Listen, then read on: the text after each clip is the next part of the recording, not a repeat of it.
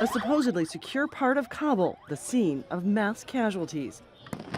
A luxury hotel targeted.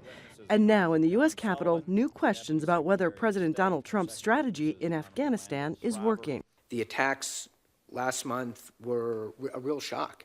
That's a State Department official touting the new policy and hearing these kinds of criticisms. Maybe it's time we have a frank discussion, Congress, whether or not there is a military solution in Afghanistan. We're spending $50 billion a year. That could be better spent. Why do the Taliban want a political settlement? They now control more territory than they controlled since 2001. They're gaining ground. They're creating chaos. That was the big question here. What is the long-term strategy? The administration has long said they want to negotiate a settlement with the Taliban.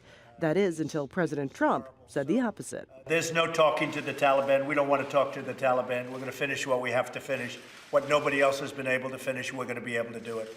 The explanation now? He was simply upset. I think what President Trump was expressing was a reaction to the terrorist activities of the horrible terrorist activities last month in Kabul. Significant elements of the Taliban are not prepared to negotiate, and it may take a long time before they are willing to negotiate. To get them there, the administration says they need to turn the tide on the battlefield. The coalition just announced that they've expanded the bombing campaign to the north in just over the last 4 days, dropping 24 bombs on what they say were Taliban targets, the most ever from a B-52 bomber.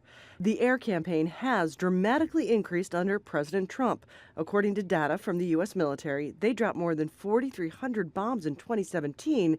That's up from around 1,300 the year before.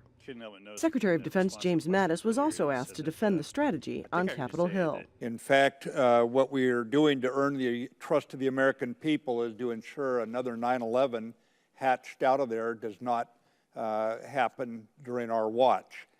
Making it clear recent events will not change the strategy. After more than 16 years, more troops, more bombing, with the hope it eventually leads to peace. Patty Culhane, Al Jazeera, Washington.